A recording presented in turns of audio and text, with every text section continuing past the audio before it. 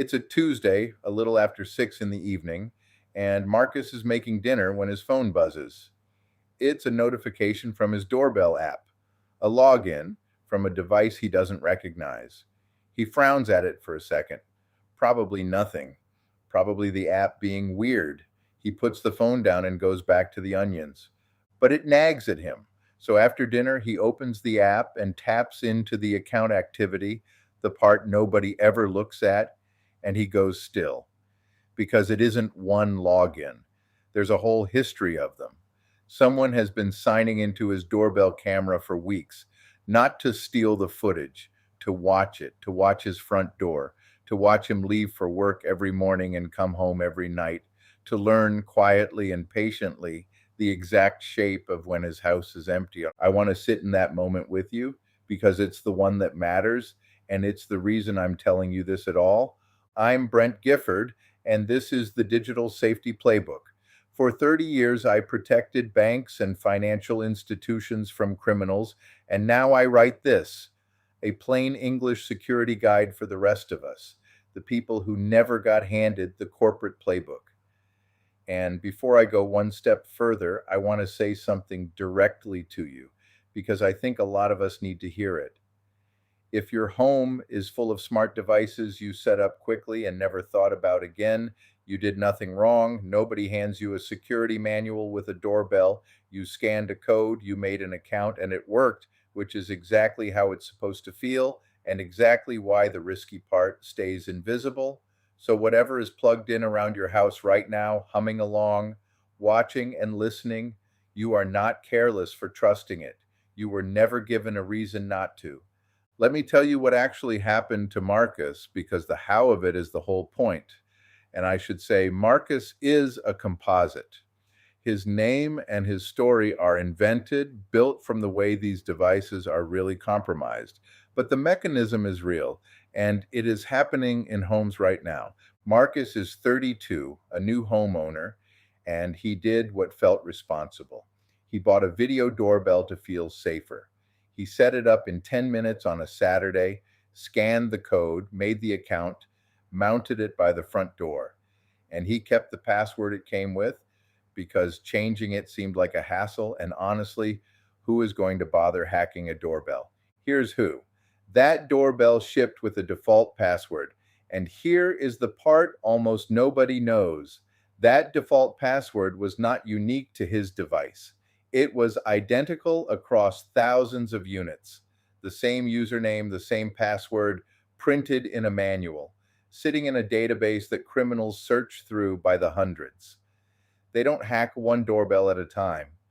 They run a program that tries that one known password against thousands of internet-connected cameras at once, and it quietly lets them into every single one that was never changed. Marcus's was never changed. So within a few weeks, someone he had never met was inside his camera. And the device gave no sign because it kept working perfectly the entire time it was betraying him. That's the cruelty of it. There was no glitch, no warning, no moment where it looked broken. It just worked for him and for the stranger at the same time. So let me tell you what's actually true plainly, because this is the part that takes the weight off. Marcus didn't get hacked because he was foolish, and neither would you. He got hacked because of how these devices are built and sold. The average home now has 20 to 30 connected things: TVs, speakers, cameras, doorbells, thermostats, plugs, and most of them ship with weak default security, run software that never updates itself, and sit on the very same network as your laptop and your phone. They are designed to be easy to set up, not safe to leave running. The manufacturer's job ended the moment you scanned that code. Your safety was never their priority, which means the gap here is not your carelessness. It's a gap they left, and they left it on purpose because secure by default costs them money and works in 10 minutes, sells more units.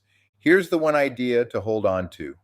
Every smart device in your home is a small computer with a microphone or a camera or a connection, and every one of them is a potential door into your network and your life. You do not have to throw any of them out. You do not have to understand networking. You just have to close the doors that were left open a few minutes at a time. So let me walk you through it, 5 steps, and think of it less like a checklist and more like walking through your house, quietly locking the things you never realized were unlocked. Step one, change the default passwords. This is the single most important thing you will do tonight, and it is the exact step that would have saved Marcus.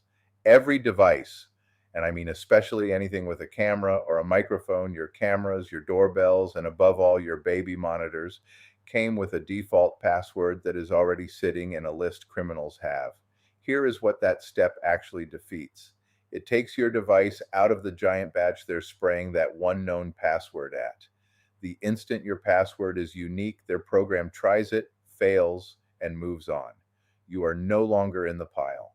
So open each device's app, find account or settings, find password, and change it to something unique. And save it in your password manager so you never have to remember it. If you set up a device years ago and never touched the password, that is the very first one to do. Step two, turn on automatic updates. The software inside these devices has holes in it, that's just the reality, and the manufacturers do release fixes. But a fix only helps you if it actually installs. Turning on auto updates means the device patches its own holes in the background instead of sitting there wide open for months while you have no idea. In each device's app, go to Settings and look for Firmware or Software Update or Auto Update and switch it on.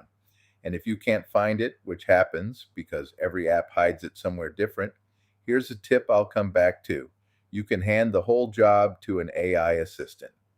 Tell it the exact brand and model of your device and ask it to walk you through turning on automatic updates one step at a time. Step three, put your smart devices on their own network. This is the big one, and it sounds technical, but it isn't.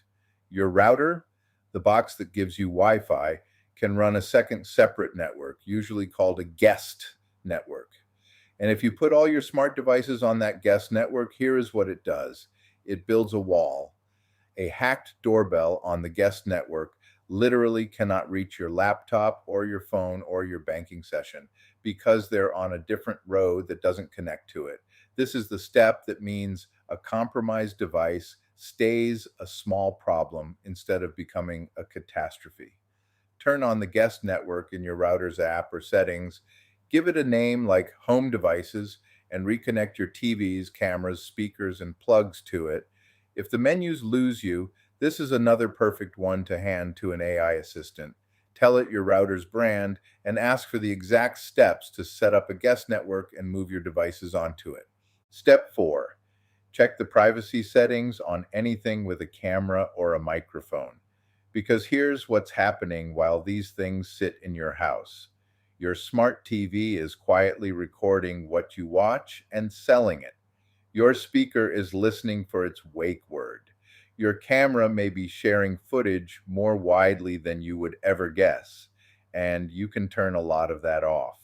In each device's app, look under Privacy for things like viewing data or voice recordings or footage sharing, and switch off whatever you're not actually using.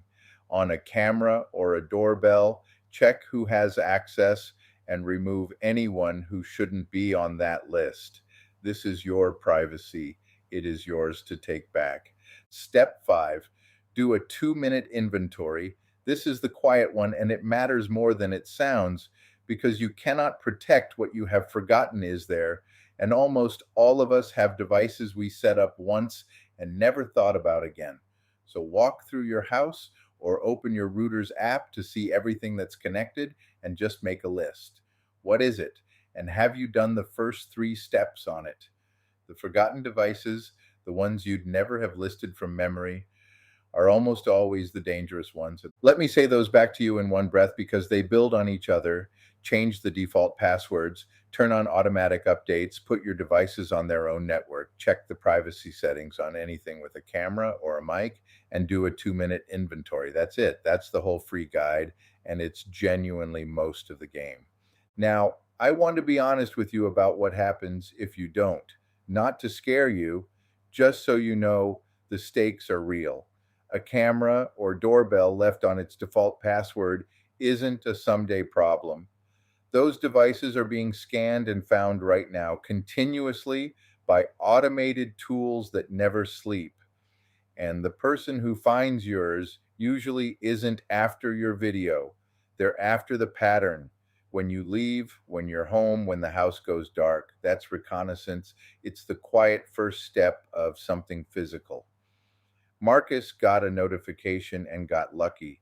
The whole point of tonight is that you don't have to rely on luck. So run his story forward with these 5 steps in place. The doorbell has a unique password now, so it isn't sitting in anyone's list. It updates itself, so the hole that lets someone in gets quietly patched. It's on its own network. So even if a device is compromised, it can't reach the laptop where he does his banking. And he knows what's in his house because he finally looked. He didn't become a network engineer. He didn't rip anything off the wall in a panic. He spent about 20 minutes and he got back the thing he bought the doorbell for in the first place. The feeling, the real earned version this time, that his home is his own and that the only people watching his front door are the people who live behind it. Now, there's one more layer, and it's the one door those 5 steps don't fully close. You secured the devices you remembered, but almost every home has connected things nobody remembers. The old streaming stick behind the TV, the smart plug in the garage, the camera from 2 apartments ago that's somehow still online. Every one of those is a device you're not updating and not watching because you forgot it exists. And that's exactly the door an attacker looks for next.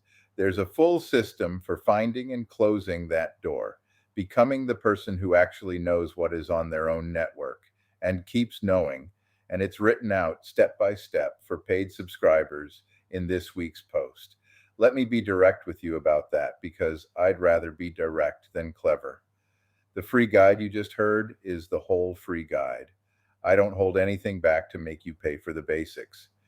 That deeper system is behind the paywall, and that paywall is what keeps this publication running. If it's worth it to you, subscribing gets you that kind of deeper system every week, and it keeps me writing. The link is in this post. If today's guide was useful to you, there's a guide that goes even further on this exact topic. The Smart Home and IoT Security Playbook. It walks through every category of device one at a time. Smart TVs, streaming sticks, speakers, cameras, doorbells, thermostats, smart locks, and baby monitors, with the specific privacy settings for each and a printable worksheet so you can track every device in your home. It's the one I'd hand a friend who said, just tell me what to click on every device I own. There's a link to it in this post. That's the Digital Safety Playbook. New here? Subscribe, and every Monday you'll get one practical guide. No jargon, no fear-mongering, just the next thing worth doing. I'm Brent Gifford. This episode was narrated with a licensed clone of my own voice reading a script I wrote myself, which is, when you think about it, exactly the kind of technology all of us should be learning to recognize in a world where a familiar voice is no longer proof of anything. More on that in a future episode. Now go change one default password tonight, just one, on whichever camera or doorbell you've had the longest. It takes about 2 minutes, and I'd rather you did it tonight than after a Tuesday like the one Marcus had.